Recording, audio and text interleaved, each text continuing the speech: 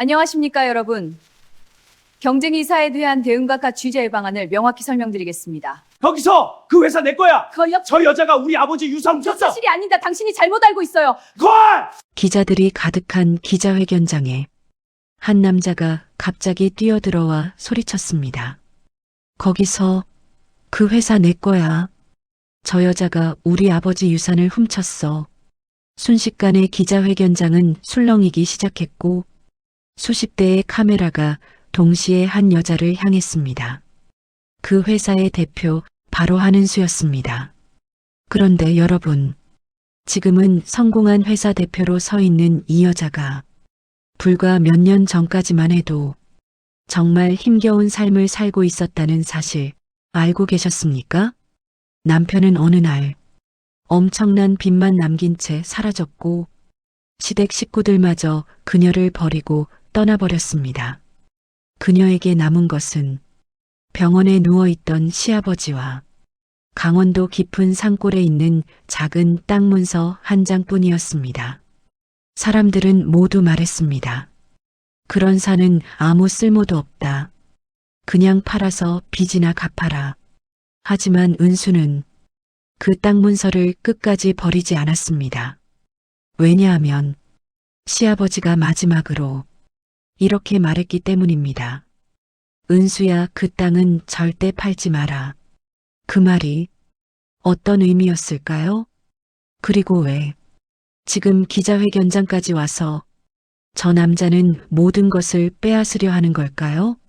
지금부터 버림받은 한 며느리의 인생을 뒤바꾼 그 놀라운 이야기를 들려드리겠습니다.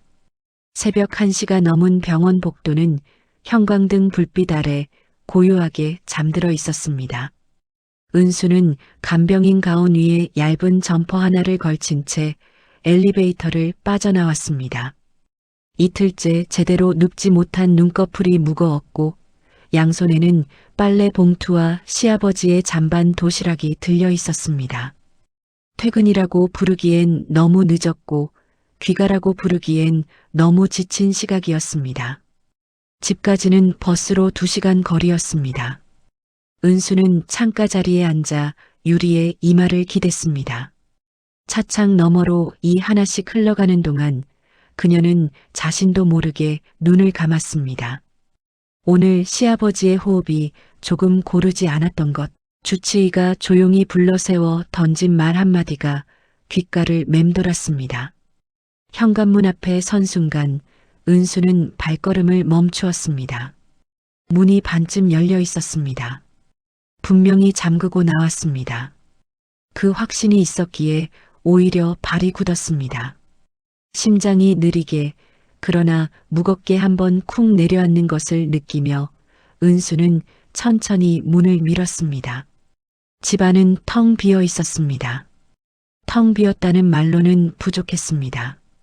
소파도 식탁도 텔레비전도 없었습니다.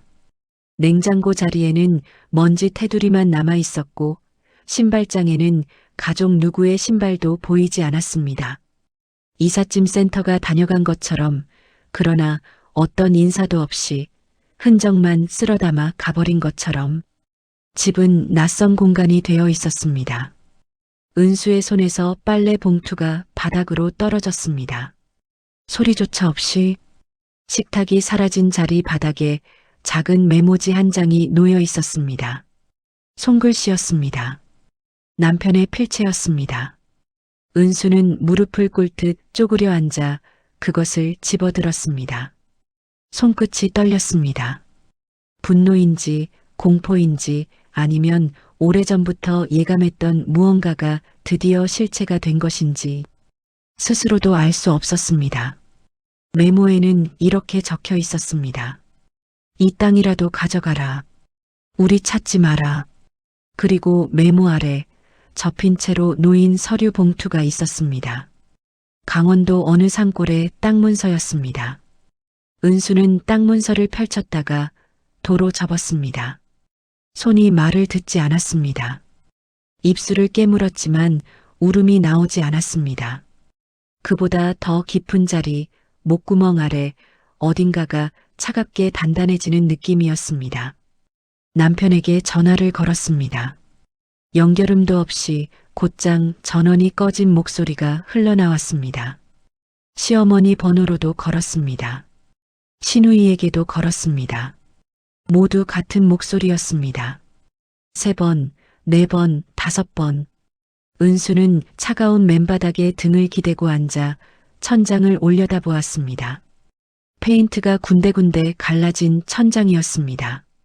이 집에서 2년을 살았는데 저게 저렇게 갈라져 있던지 오늘에야 처음 알았습니다.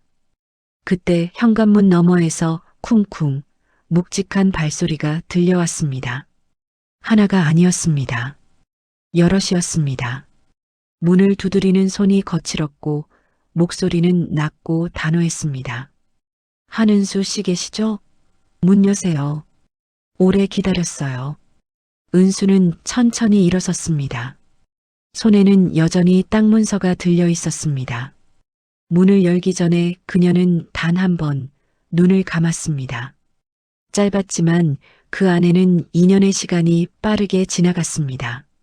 새벽에 기저귀를 갈던 밤, 밥을 굶은 채 출근하던 아침, 시아버지의 손을 잡으며 혼자 삼킨 울음들. 그리고 눈을 떴습니다. 더 이상 무너질 것이 남아있지 않은 사람의 눈이었습니다. 사채업자들이 돌아간 뒤 은수는 한동안 그 자리에 서 있었습니다.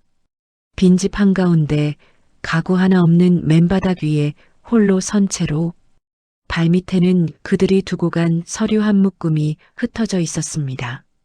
종이마다 도장이 찍혀 있었고 서명란에는 분명히 은수의 이름이 적혀 있었습니다. 그러나 은수는 이 서류에 서명한 기억이 없었습니다. 단 한 번도. 다음 날 아침 은수는 동사무소와 은행을 차례로 돌았습니다. 확인할수록 속이 차갑게 가라앉았습니다. 28억. 남편이 사업 자금을 끌어쓰면서 은수의 인감을 몰래 가져다 쓴 것이었습니다. 연대보증 서류가 3곳에 걸쳐 나뉘어 있었고 그 금액을 합산한 숫자 앞에서 은수는 잠시 숨을 잊었습니다. 28억이라는 숫자가 현실의 무게로 가슴을 눌러왔습니다. 은수의 두 손이 서류 위에서 미세하게 떨렸습니다. 인감증명서 발급 날짜를 보니 남편이 출국하기 사흘 전이었습니다. 치밀하게 준비한 것이었습니다. 아내의 인감을 도용하고 빚을 모두 아내 이름 아래 묻어두고 그렇게 조용히 사라진 것이었습니다. 배신이라는 단어가 얼마나 구체적인 서류의 형태를 띨 수 있는지 은수는 그날 처음으로 알았습니다. 오후가 되자 사채업자 박 사장이 다시 나타났습니다. 이번에는 혼자였고 목소리는 아침보다 낮았습니다. 협박이라기보다 선고에 가까운 어조였습니다. 한은수 씨, 나는 감정 없이 일하는 사람이에요. 기한 안에 못 갚으면 압류 들어갑니다. 남편 찾으면 좋겠지만 못 찾으면 씨가 다 갚는 거예요. 은수는 눈을 내리깔지 않았습니다. 박 사장의 눈을 천천히 바라보았습니다. 울지도 않았고 사정하지도 않았습니다. 다만 목소리가 조금 쉬어 있었습니다. 잠을 못 잔 탓이기도 했고 이미 너무 많은 것을 삼킨 탓이기도 했습니다. 기한이 얼마나 됩니까? 박 사장은 잠시 은수를 보더니 대답했습니다. 30일. 길게 봐서요. 그날 저녁 은수의 휴대전화가 다시 울렸습니다.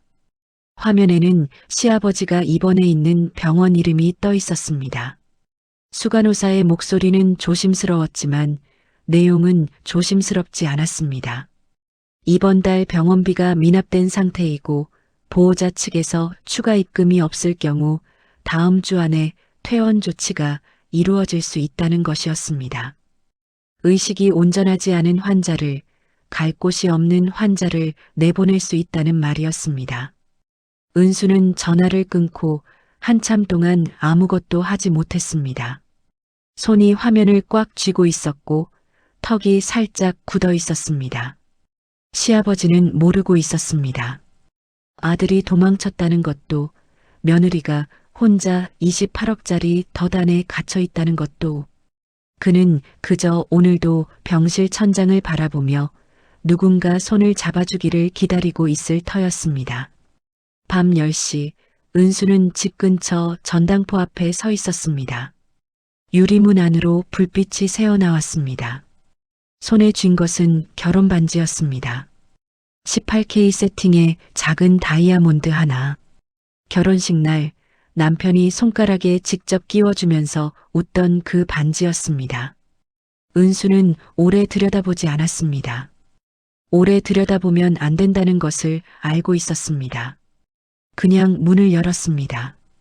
돌아오는 길 손이 텅 비어 있었습니다. 약지에는 반지 자국만 희미하게 남아 있었습니다. 은수는 그 자국을 손가락으로 문질렀습니다. 문지르다가 멈추었습니다. 그리고 다시 걸었습니다. 내일 새벽 5시 건설 현장 일용직 일자리 연락을 받아두었습니다. 올 시간이 없었습니다. 아직은 새벽 5시 공사 현장 인력사무소 앞에는 이미 10댓 명이 줄을 서 있었습니다. 은수는 그 줄의 끝에 섰습니다.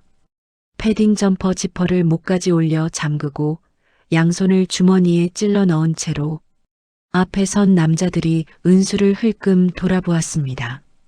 여자는 없었습니다. 은수는 시선을 정면으로 고정한 채 미동도 하지 않았습니다.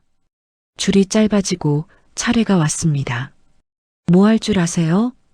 소장은 은수의 손을 한번 내려다보더니 물었습니다. 간병인의 손이었습니다. 굳은 살보다 물집 자국이 많은 오래 씻어서 거칠어진 손이었습니다. 은수는 잠시도 망설이지 않았습니다. 시키는 건 다 합니다. 그날부터 은수의 하루는 2개의 삶으로 쪼개졌습니다. 낮에는 현장이었고 밤에는 병실이었습니다. 오전 6시부터 오후 4시까지 콘크리트 분진을 마시며 자재를 날랐습니다. 어깨가 끊어질 듯 당겼고 무릎이 오후만 되면 욱신거렸습니다. 그래도 쉬는 시간에 밥을 먹었습니다. 아니, 먹으려 했습니다. 입맛이 없어서가 아니라 돈이 아까워서 구내식당 대신 편의점 삼각김밥 하나로 때우는 날이 더 많았습니다. 퇴근 후에는 버스를 갈아타고 병원으로 향했습니다. 병실에 들어서면 시아버지는 언제나 천장을 보고 있었습니다. 의식이 오락가락하는 날이 많았고 은수를 알아보는 날보다 알아보지 못하는 날이 늘어가고 있었습니다. 은수는 그래도 늘 하던 대로 했습니다.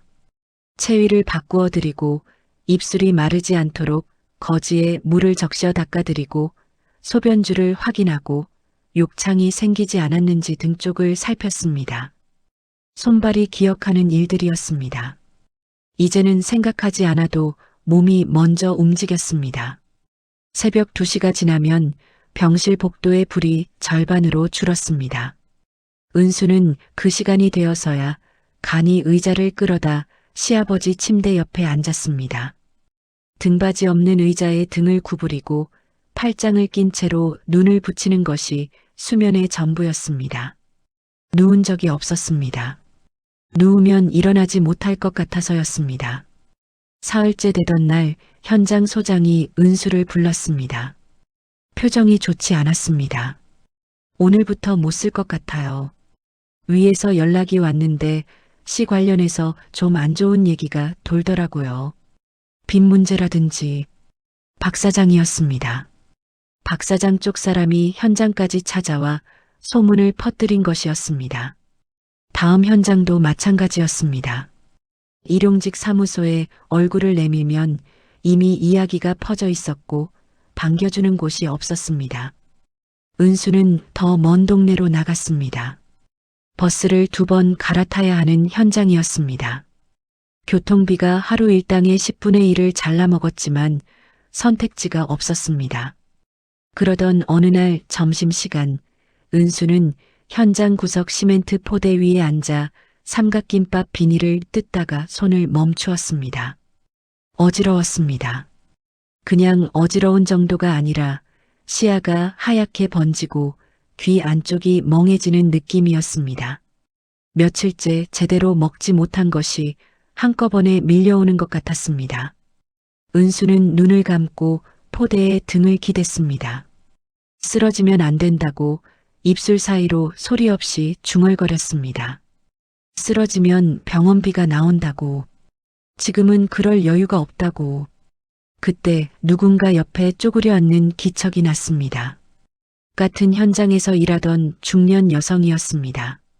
말없이 자신의 도시락 뚜껑을 열어 은수 앞에 내밀었습니다. 반찬이 3가지나 들어있는 집에서 싸온 도시락이었습니다. 안 먹으면 쓰러져요. 일단 먹어요. 은수는 괜찮다고 하려다가 입을 다물었습니다. 괜찮지 않았습니다. 젓가락을 받아들었습니다. 손이 조금 떨렸습니다. 밥 한 술을 입에 넣는 순간 눈물이 나올 것 같았습니다. 나오지는 않았습니다. 은수는 꼭꼭 씹었습니다. 삼켰습니다. 다시 한술 떴습니다. 그것이 전부였지만 그것으로 충분했습니다. 오늘 하루만큼은. 그날 밤은 유독 조용했습니다. 병실 복도의 발소리도 링거 알람 소리도 평소보다 멀게 들렸습니다.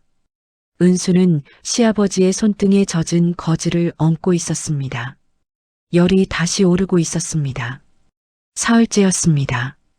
주치의는 오늘 오전에 보호자를 따로 불러 조심스럽게 말했습니다. 더 이상 손 쓸 수 있는 것이 많지 않다고. 임종을 준비하는 것이 좋겠다고. 은수는 그 말을 들으면서도 표정을 바꾸지 않았습니다. 감정을 억눌러서가 아니라 이미 어딘가에서 알고 있었기 때문이었습니다. 몸이 먼저 알고 있었습니다. 자정이 지날 무렵 시아버지의 손가락이 움직였습니다. 아주 미세하게, 그러나 분명하게. 은수는 고개를 들었습니다. 감겨있던 눈꺼풀이 천천히 열리고 있었습니다. 흐리고 깊은 눈이었습니다. 오랫동안 먼 곳을 바라보다 방금 돌아온 사람의 눈이었습니다. 시아버지는 천장이 아니라 은수를 보고 있었습니다. 은수야. 목소리가 모래처럼 거칠었습니다. 2년 만에 처음으로 제대로 된 말이었습니다. 은수는 숨을 참았습니다. 손을 꼭 쥐었습니다. 아버님, 저 여기 있어요. 여기 있습니다. 시아버지는 천천히 힘겹게 말을 이어갔습니다. 한 문장을 내뱉고 나서 숨을 고르고 다시 한 문장. 그렇게 끊어지는 말들이었지만 은수는 한 글자도 놓치지 않으려고 몸을 기울였습니다. 들었다고 했습니다. 2년 동안 다 들었다고 했습니다.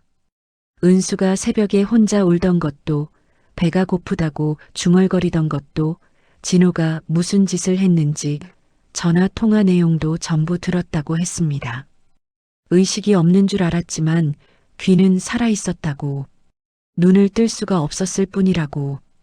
은수의 눈앞이 흔들렸습니다. 그동안 혼자라고 생각했습니다. 이 병실에서, 이 세상에서 완전히 혼자라고 생각했습니다. 그런데 아니었습니다. 누군가 곁에 있었습니다. 눈을 감은 채로 숨만 쉬면서도 곁에 있었습니다. 그 사실이 위로인지 슬픔인지 은수는 알 수 없었습니다. 다만 눈물이 턱까지 흘러내리는 것을 막지 않았습니다. 시아버지는 떨리는 손으로 은수의 손을 잡았습니다. 그리고 땅 문서 얘기를 꺼냈습니다. 강원도 땅 문서 뒷면을 보라고 했습니다. 뭔가 적혀 있을 거라고. 계곡에서 제일 큰 소나무 아래를 파면 된다고. 혼자 묻어둔 것이 있다고 했습니다. 은수 주려고 오래전부터 준비해 두었다고 했습니다. 진호한테도 마누라한테도 말한 적 없는 것이라고. 그리고 도준이라는 이름을 말했습니다. 변호사라고 했습니다. 자신이 오래 믿어온 사람이라고. 그 사람한테 가면 다 알 수 있을 거라고 했습니다. 은수는 고개를 끄덕이면서 손등으로 눈물을 닦았습니다. 닦아도 계속 흘렀습니다. 아버님, 제가 꼭 찾아갈게요. 꼭요. 시아버지의 입술이 다시 움직였습니다. 숨이 점점 얕아지고 있었습니다. 은수는 몸을 더 가까이 기울였습니다. 귀를 시아버지의 입 가까이 대었습니다. 마지막 말이라는 것을 느꼈습니다. 온몸이 그것을 알고 있었습니다. 시아버지는 말했습니다. 너는 며느리가 아니라 내 딸이다. 그것이 전부였습니다. 그 말이 끝나고 손에 힘이 빠졌습니다. 서서히 조용히 은수는 그 손을 놓지 않았습니다. 한참 동안 놓지 않았습니다. 병실 밖에서 간호사가 달려오는 소리가 들렸고 모니터 경보음이 울렸습니다. 그 모든 소음 한가운데서 은수는 그 손을 두 손으로 감싼 채 이마를 갖다 대었습니다. 소리 없이 어깨가 흔들렸습니다. 2년이었습니다. 2년 동안 아무도 은수를 그렇게 불러주지 않았습니다. 딸이라고 단 한 번도. 장례는 조용했습니다. 오는 사람이 없었습니다. 부고를 넣을 가족이 없었고 알릴 지인도 은수가 알지 못했습니다. 3일장 내내 빈소를 지킨 것은 은수 혼자였습니다. 국화 한 다발이 영정 앞에 놓여 있었고 향 냄새가 좁은 공간을 가득 채웠습니다. 은수는 상주 자리에 앉아 조문객 없는 빈소를 바라보았습니다. 슬픔이 없는 것이 아니었습니다. 다만 슬픔보다 고요함이 더 컸습니다. 이 사람이 마지막으로 남긴 말이 딸이라는 단어였다는 것을 은수는 계속 생각했습니다. 발인 당일 아침 장례식장 로비에서 낯선 남자가 은수를 찾았습니다. 나이는 40 중반쯤 되어 보였고 짙은 회색 코트에 서류 가방을 든 단정한 차림이었습니다. 그는 은수 앞에 서서 조용히 고개를 숙였습니다. 한은수 씨 맞으시죠? 저는 도준입니다. 강필국 선생님께 부탁을 받았습니다. 은수는 그 이름을 알고 있었습니다. 시아버지가 마지막 숨을 모아 전해준 이름이었습니다. 은수는 아무 말 없이 고개를 끄덕였습니다. 도준은 가방에서 봉투 하나를 꺼냈습니다. 두껍고 단단하게 봉인된 봉투였습니다. 안에는 공증된 유언서가 들어 있었습니다.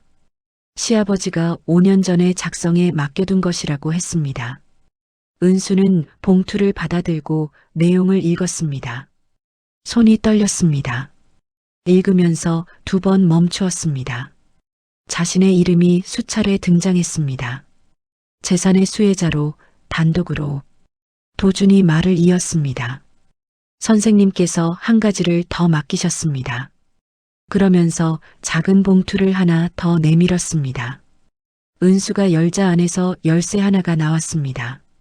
묵직하고 낡은 금속 열쇠였습니다. 표면이 세월로 닳아 있었고 손잡이 부분에 작은 글씨로 무언가 새겨져 있었습니다.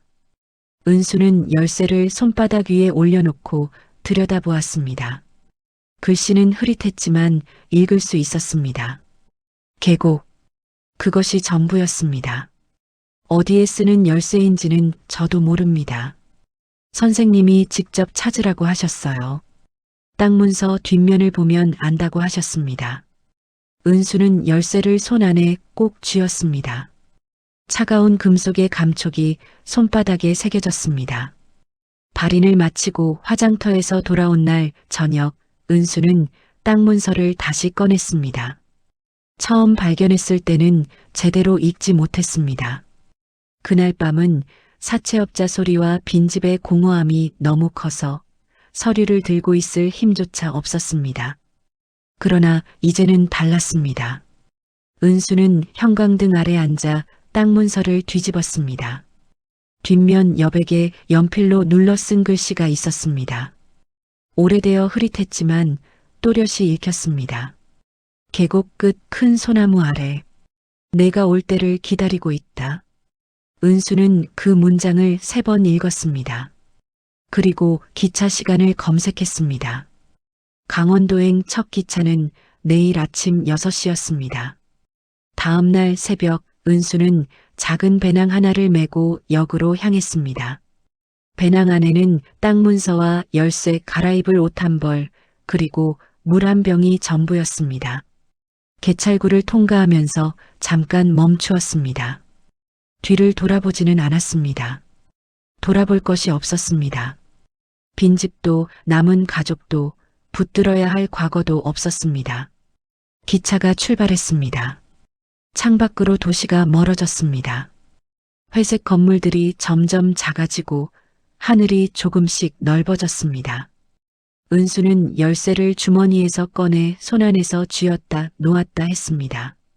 쥘 때마다 차갑고 놓을 때마다 손바닥에 자국이 남았습니다. 강원도에 도착할 즈음 창밖에는 빗줄기가 굵어지기 시작했습니다. 은수는 창유리에 맺히는 빗방울을 바라보았습니다. 무섭지 않았습니다. 오히려 이상하게 발이 앞으로 향하고 있었습니다. 2년 만에 처음으로 어딘가를 향해 걸어가고 있다는 느낌이었습니다. 쫓기는 것이 아니라 가는 것이었습니다. 강원도 버스터미널에 내렸을 때 비는 더 굵어져 있었습니다. 우산이 없었습니다. 은수는 배낭 위로 점퍼를 끌어올리고 땅 문서에 적힌 주소를 따라 걸었습니다. 읍내에서 마을버스를 한번 갈아탔고 종점에서 내린 뒤로는 포장도로가 끊겼습니다. 비에 젖은 흙길이 신발 안으로 스며들었고 오르막 경사가 이어질수록 다리가 무거워졌습니다.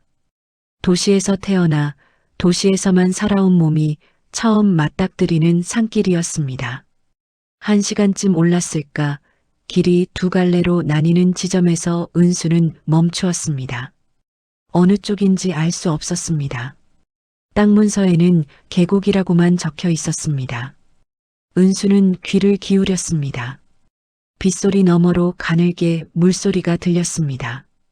왼쪽이었습니다. 은수는 왼쪽 길로 들어섰습니다. 나뭇가지에 걸린 빗방울이 목덜미로 떨어졌습니다. 차가웠지만 멈추지 않았습니다. 계곡이 나타난 것은 그로부터 20분쯤 더 걸었을 때였습니다. 물살이 빠르고 맑았습니다. 비를 잔뜩 머금은 산이 계곡 양쪽으로 지푸르게 서 있었습니다. 은수는 계곡을 따라 걸었습니다. 그리고 계곡이 굽이치는 끝자락, 커다란 소나무 한 그루가 눈에 들어왔습니다. 어림잡아도 수십 년은 된 나무였습니다. 줄기가 허리 2개 둘레는 될 만큼 굵었고 뿌리가 땅 위로 솟아올라 사방으로 뻗어 있었습니다. 비를 맞으면서도 꿈쩍하지 않는 나무였습니다. 은수는 그 앞에 섰습니다. 가슴이 두근거렸습니다. 손을 뻗어 나무 껍질을 한번 짚었습니다. 거칠고 단단했습니다. 그리고 무릎을 꿇고 손으로 뿌리 사이 흙을 헤쳤습니다. 손톱 안으로 흙이 들어찼고 손바닥이 차갑게 젖었습니다. 얼마쯤 팠을까 손끝에 단단한 무언가가 닿았습니다. 철제 상자였습니다. 크기는 작았지만 묵직했습니다. 뚜껑에는 자물쇠가 채워져 있었습니다. 은수는 주머니에서 열쇠를 꺼냈습니다. 손이 미세하게 떨렸습니다. 열쇠를 자물쇠 구멍에 넣었습니다. 돌아갔습니다. 찰칵 하는 소리와 함께 뚜껑이 풀렸습니다. 상자 안에는 2가지가 들어 있었습니다. 하나는 비닐로 여러 겹 밀봉된 유리병이었습니다. 병 안에는 무언가 작고 건조한 것들이 가득 담겨 있었습니다. 흑빛과 갈색이 섞인 씨앗인지 균인지 알 수 없는 것들이었습니다. 또 하나는 낡은 공책이었습니다. 표지가 비에 약간 습기를 먹었지만 내용은 온전했습니다. 시아버지의 필체였습니다. 공책 첫 장에는 이렇게 적혀 있었습니다. 철령고. 그 아래 촘촘한 글씨로 재배 방법과 온도 조건, 배지 배합 비율이 빼곡히 기록되어 있었습니다. 페이지를 넘길수록 양리 효과에 대한 기록이 이어졌습니다. 20년에 걸쳐 연구한 흔적이었습니다. 마지막 장에는 짧은 문장 하나가 적혀 있었습니다. 이것으로 새로 시작해라. 은수는 공책을 가슴에 끌어안았습니다. 빗소리가 여전히 산을 두드리고 있었습니다. 그 소리 안에서 은수는 한동안 움직이지 않았습니다. 그때 뒤에서 발소리가 들렸습니다. 은수는 반사적으로 몸을 일으켰습니다. 낡은 비옷을 걸친 노인이 계곡 쪽에서 걸어오고 있었습니다. 지팡이를 짚었지만 걸음걸이가 단단했습니다. 노인은 은수 앞에 서더니 은수의 얼굴을 한참 들여다보았습니다. 그리고 천천히 입을 열었습니다. 필국이 보낸 사람이구만. 눈매가 비슷하네. 필국이 말하던 대로야. 은수는 영문을 몰라 노인을 바라보았습니다. 노인은 손을 내밀었습니다. 나는 학수라고 해. 필국이 오래된 친구야. 올 줄 알았어. 오긴 올 줄 알았는데 비 오는 날 올 줄은 몰랐네. 노인은 낮게 웃었습니다. 주름 사이로 깊고 온화한 웃음이었습니다. 은수는 자신도 모르게 입가가 조금 풀렸습니다. 2년 만에 처음으로 낯선 사람 앞에서 긴장이 조금 빠지는 느낌이었습니다. 일단 올라가자고. 따뜻한 거 마시면서 얘기해야지. 할 말이 많아. 학수 노인이 먼저 산길을 올랐습니다. 은수는 상자를 배낭 안에 넣고 그 뒤를 따랐습니다. 빗속에서 처음 보는 노인의 뒷모습을 따라 걸으면서 은수는 생각했습니다. 시아버지가 이 길을 알고 있었다고. 이 비와 이 소나무와 이 노인까지 전부 알고 있었다고. 혼자 보내지 않으려고 이 모든 것을 미리 놓아두었다고. 학수 노인의 집은 산 중턱에 있었습니다. 오래된 황토벽의 낮은 처마 마당 한쪽에는 낡은 비닐하우스가 두 동 서 있었습니다. 노인은 은수를 아랫목에 앉히고 군고구마를 꺼내 놓았습니다. 그리고 공책을 펼쳐들고는 오래된 이야기를 시작했습니다. 필국과 처음 만난 것이 40년 전이라고 했습니다. 둘이 함께 산을 다니며 약초를 캐고 균을 채취하고 재배 실험을 반복했다고 했습니다. 천령고는 그 20년의 결실이었습니다. 필국이가 이걸 세상에 내놓고 싶었는데 혼자 하기엔 몸이 너무 많이 상했지. 그래서 자네한테 맡긴 거야. 자네가 할 수 있다고 믿었으니까. 은수는 군고구마를 두 손으로 쥔 채 노인을 바라보았습니다. 믿었다는 말이 가슴 어딘가를 건드렸습니다. 아직도 그 감촉에 익숙하지 않았습니다. 누군가 자신을 믿는다는 것이 제가 할 수 있을지 모르겠어요. 버섯 재배는 해본 적도 없고 사업은 더더욱요. 학수 노인은 고구마를 하나 집어들고 천천히 웃었습니다. 처음부터 잘하는 사람이 어딨어. 내가 가르쳐 줄 테니까 자네는 배우면 돼. 그날부터 은수는 산에 머물렀습니다. 매일 새벽 5시에 일어나 비닐하우스 안온도를 확인하는 것이 첫 번째 일이었습니다. 천령고는 까다로웠습니다. 온도가 한두 도만 어긋나도 균사가 죽었습니다. 습도 조절도 환기 타이밍도 배지 배합 비율도 공책에 적힌 그대로 지켜야 했습니다. 처음 3개월은 실패의 연속이었습니다. 첫 번째 배지는 잡균에 오염되었고 두 번째는 온도 관리에 실패해 균사가 멈추었습니다. 세 번째는 습도가 너무 높아 물러버렸습니다. 실패할 때마다 은수는 공책을 다시 펼쳤습니다. 시아버지의 필체로 빼곡히 채워진 페이지들을 다시 읽었습니다. 틀린 부분을 찾았고 수정했고 다시 시도했습니다. 손은 늘 흙과 균사 냄새가 배어 있었습니다. 잠자리에 누우면 허리가 끊어질 듯 쑤셨습니다. 그러나 현장에서 자재를 나르던 때와는 달랐습니다. 그때는 버티는 것이었고 지금은 만들어가는 것이었습니다. 그 차이가 생각보다 컸습니다. 네 번째 시도에서 균사가 올라왔습니다. 배지 표면을 하얗고 가느다란 실처럼 뒤덮기 시작한 것을 처음 발견한 새벽, 은수는 하우스 바닥에 쪼그려 앉아 한동안 그것을 들여다보았습니다. 소리를 지르거나 뛰지 않았습니다. 그냥 바라보았습니다. 그리고 눈물이 한 줄 흘렀습니다. 닦지 않았습니다. 3개월 뒤 첫 수확을 했습니다. 가시 넓고 색이 깊은 버섯이 배지 위로 고개를 내밀었습니다. 향이 진하고 독특했습니다. 학수 노인은 첫 번째 버섯을 손으로 들어 올리며 눈을 가늘게 떴습니다. 필국이 것 맞아. 이 향이야. 똑같아. 노인의 목소리가 살짝 떨렸습니다. 은수는 그것을 보면서 이 버섯이 단순한 작물이 아니라는 것을 다시 한번 느꼈습니다. 20년의 연구가 한 사람의 평생이 이 안에 들어 있었습니다. 수확한 천령고를 들고 은수가 처음 찾아간 곳은 도준의 사무실이었습니다. 도준은 예전부터 천령고의 성분 분석을 의뢰해둔 연구소가 있다고 했습니다. 시아버지가 부탁해둔 곳이었습니다. 결과가 나오는데 4개월이 걸렸습니다. 항암 관련 성분이 기존 약용 버섯 대비 3배 이상 검출되었다는 내용이었습니다. 도준은 보고서를 은수 앞에 내려놓으며 말했습니다. 이건 그냥 버섯이 아닙니다.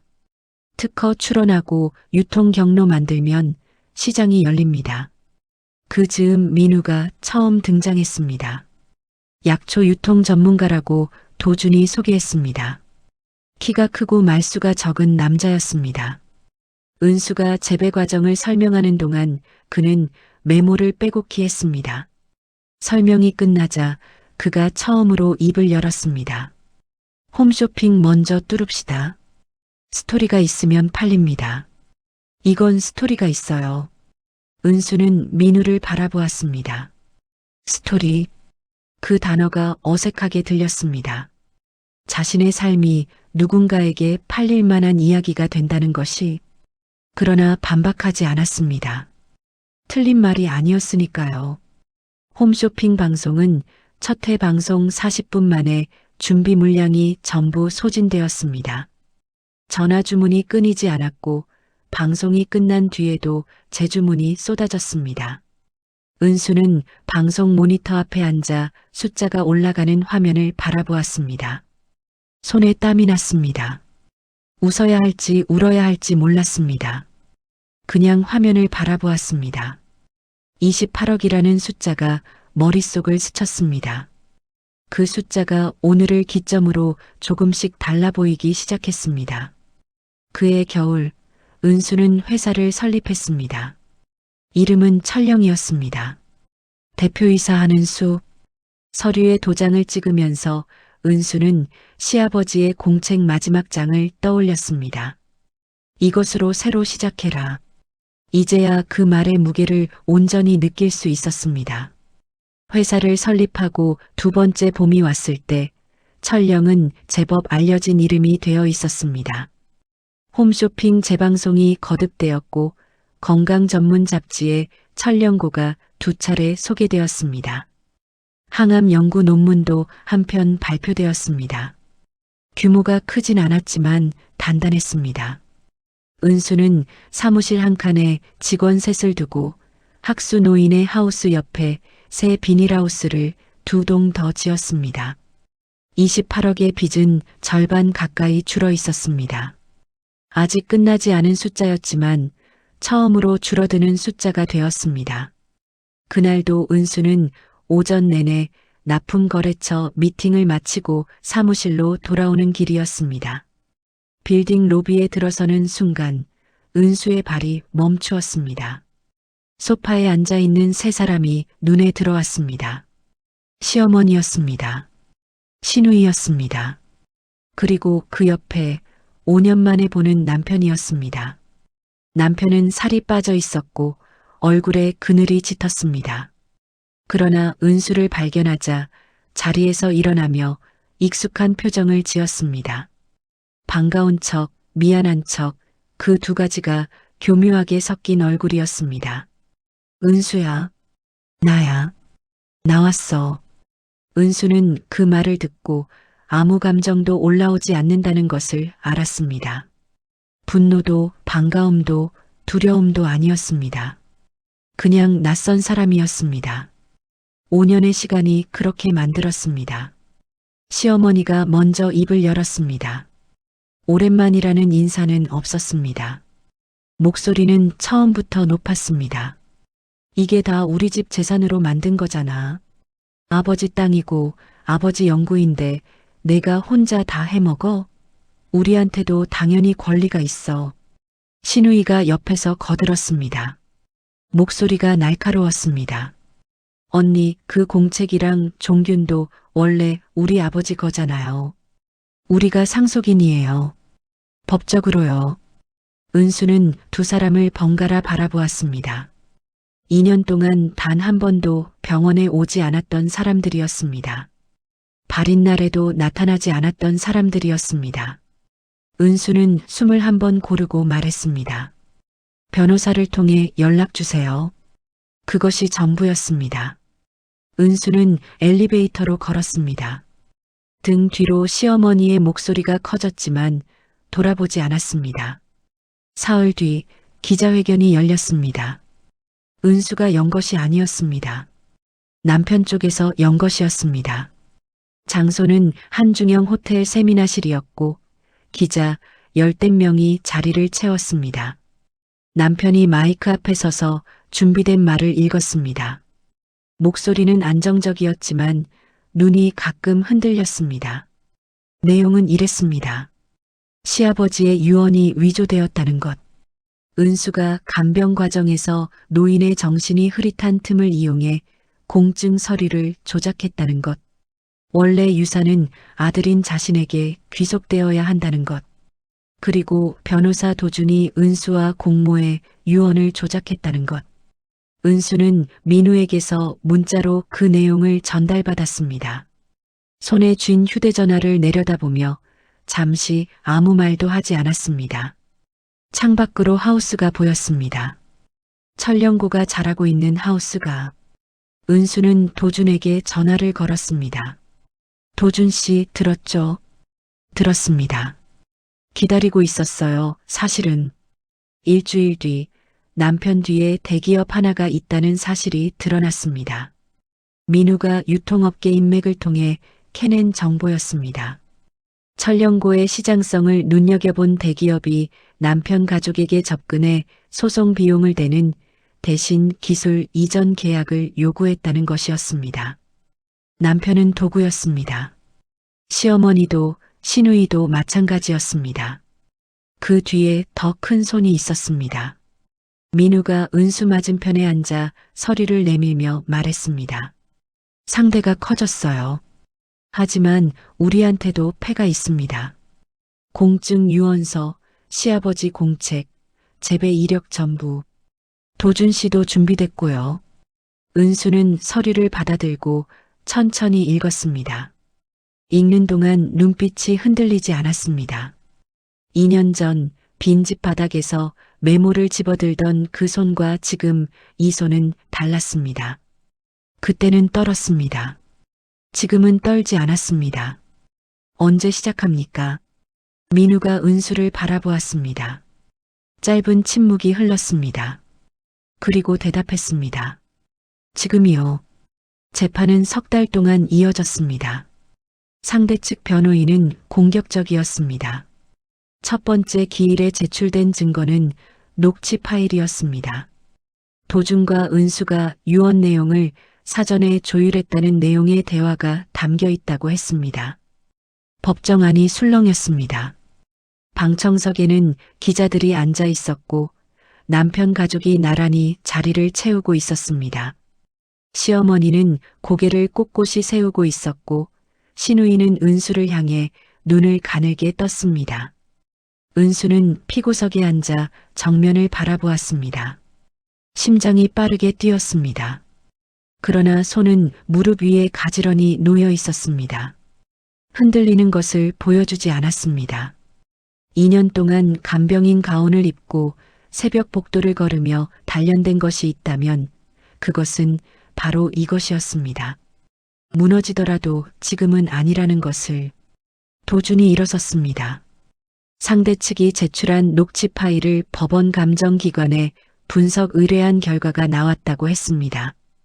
파일의 메타데이터와 음성 파형을 분석한 결과 해당 녹취는 서로 다른 두 개의 대화를 편집하여 이어붙인 것으로 확인되었다고 했습니다. 도준의 목소리는 낮고 또렷했습니다. 법정 안의 공기가 달라졌습니다. 조작된 녹취입니다. 피고 측은 이에 대한 원본 파일 제출을 요청합니다. 상대 측 변호인의 얼굴이 굳었습니다. 남편이 방청석에서 몸을 앞으로 기울였습니다. 시어머니가 옆 사람의 팔을 잡았습니다. 두 번째 기일, 도준은 영상 파일 하나를 법정에 제출했습니다. 시아버지가 공증사무소를 직접 방문한 날의 녹화 영상이었습니다. 화면 속 시아버지는 휠체어에 앉아 있었지만 목소리가 또렷했고 눈빛이 분명했습니다. 공증인의 질문에 막힘없이 답했습니다. 재산의 수혜자로 한은수를 지명한다고, 아들에게는 이미 생전에 충분히 주었다고, 이 결정은 온전히 자신의 의지라고.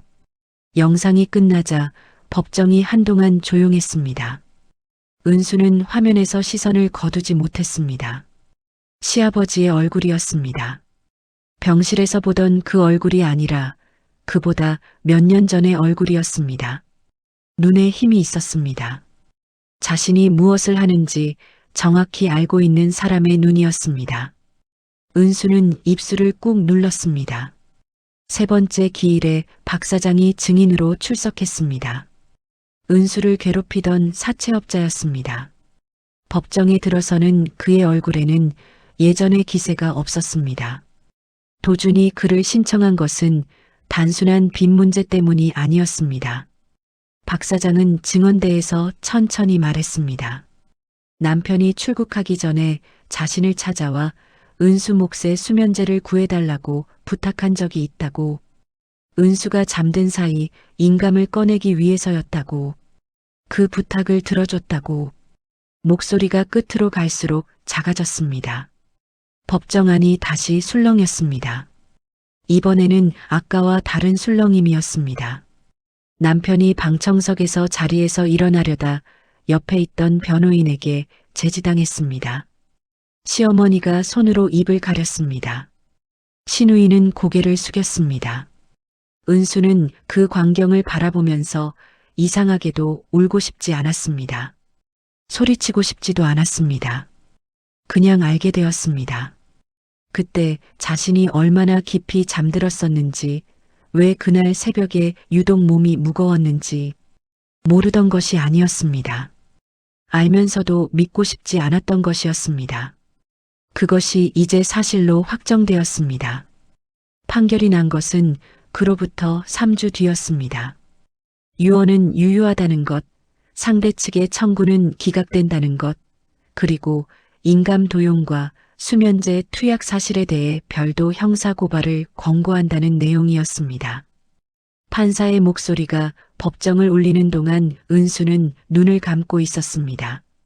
판결 직후 남편이 법정 안에서 경찰에 의해 연행되었습니다.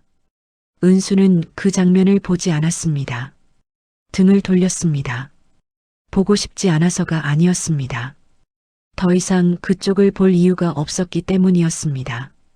법원 밖으로 나오자 늦가을 햇살이 내려앉았습니다. 도준이 옆에 섰습니다.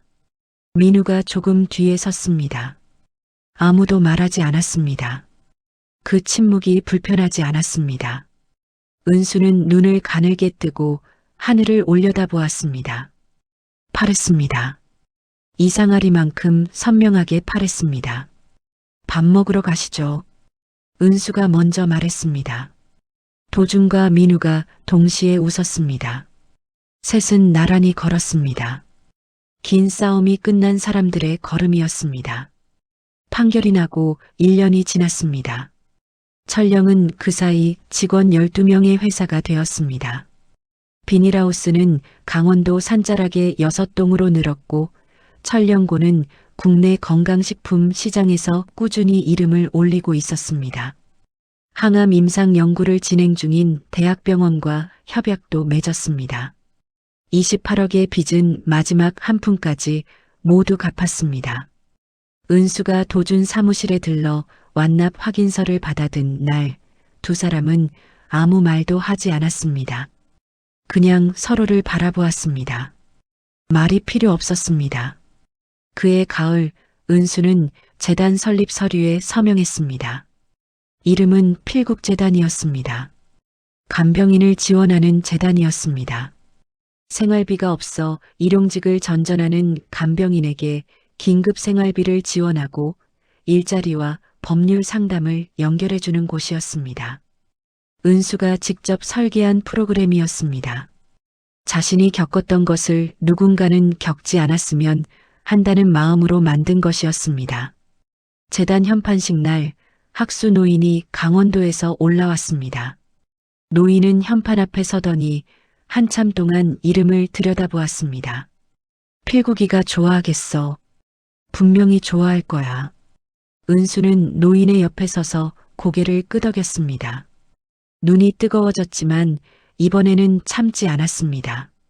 참을 이유가 없었습니다. 민우가 처음 마음을 전한 것은 그보다 조금 전 재단 서류를 함께 정리하던 늦은 밤이었습니다. 사무실에 둘만 남아 있었고 바깥에는 비가 내리고 있었습니다. 민우는 서류를 내려놓고 한참 동안 말이 없다가 낮은 목소리로 입을 열었습니다. 제가 언제부터였는지는 잘 모르겠어요. 그냥 어느 순간 이 사람 곁에 있고 싶다는 생각을 하고 있었어요. 은수는 서류에서 눈을 들었습니다. 민우가 은수를 바라보고 있었습니다. 흔들리지 않는 눈이었습니다. 서두르는 기색도 없었습니다. 그냥 있는 그대로 전하는 사람의 눈이었습니다. 은수는 잠시 그 눈을 바라보다가 천천히 말했습니다. 저도 모르겠어요. 아직은. 근데 싫지 않아요. 민우가 작게 웃었습니다. 은수도 웃었습니다. 빗소리가 창을 두드렸습니다. 두 사람은 다시 서류를 펼쳤습니다. 그러나 그 방의 온도는 조금 전과 달라져 있었습니다. 결혼식은 이듬해 봄에 했습니다. 크지 않았습니다. 강원도 산자락 하우스 옆 작은 마당에 테이블 몇 개를 놓았습니다. 하객은 도준과 학수 노인, 재단 직원들, 그리고 현장에서 도시락을 나눠주던 그 중년 여성이었습니다. 은수가 직접 수소문에 찾아낸 사람이었습니다. 그 여성은 자신을 기억하는 사람이 있다는 것에 놀라며 한참을 울었습니다. 은수는 그 손을 잡고 괜찮다고 와주어서 고맙다고 했습니다. 식이 끝난 뒤 민우가 은수의 손에 반지를 끼워 주었습니다. 수수하고 단단한 반지였습니다. 은수는 그것을 내려다보았습니다. 약지에 반지가 있다는 것이 이번에는 다른 느낌이었습니다. 이 사람이 끼워준 것이고 이 사람과 함께 하는 것이었습니다. 그것으로 충분했습니다. 그날 오후 은수는 혼자 산을 올랐습니다. 민우는 뒤를 따르려다가 은수의 표정을 보고 조용히 기다리기로 했습니다. 계곡을 따라 걸었습니다. 물소리가 익숙했습니다. 처음 이 길을 올랐던 날의 폭우와 달리 오늘은 봄 햇살이 나뭇잎 사이로 내려앉고 있었습니다. 소나무는 그 자리에 있었습니다. 아무것도 변하지 않은 것처럼 그 자리에 그대로 서 있었습니다. 은수는 나무 앞에 무릎을 꿇었습니다. 상자를 파냈던 자리에 흙이 다시 채워져 있었습니다. 손을 얹었습니다. 차갑고 촉촉한 흙이었습니다. 아버님, 저 잘 지내고 있어요. 회사도 재단도 다 아버님 덕분이에요. 오늘 결혼했어요. 좋은 사람이에요. 아버님이 보셨으면 좋아하셨을 것 같아요. 목소리가 중간에 한번 끊겼습니다. 은수는 잠깐 눈을 감았다가 다시 떴습니다. 딸이라고 불러주셔서 감사해요. 그 말 덕분에 여기까지 왔어요. 잊지 않을게요. 바람이 지나갔습니다. 소나무 가지가 조용히 흔들렸습니다. 은수는 자리에서 일어났습니다. 산 아래에서 민우가 기다리고 있었습니다. 학수 노인도, 도준도, 재단 사람들도 은수가 돌아올 자리가 있었습니다. 기다리는 사람들이 있었습니다. 은수는 산을 내려갔습니다. 천천히, 그러나 멈추지 않고. 이 이야기는 모든 것을 잃었다고 생각했던 한 사람의 이야기였습니다. 버려진 며느리에서 한 회사를 일으키고 다른 사람을 돕는 사람이 되기까지 은수의 삶을 바꾼 것은 돈도 성공도 아니었습니다. 단 한마디였습니다. 너는 며느리가 아니라 내 딸이다. 누군가의 믿음 하나가 사람의 인생을 얼마나 멀리까지 바꿀 수 있는지 그것을 보여준 이야기였습니다. 오늘 영상이 마음에 남았다면 구독과 좋아요로 함께 해주세요. 다음 이야기로 다시 찾아오겠습니다.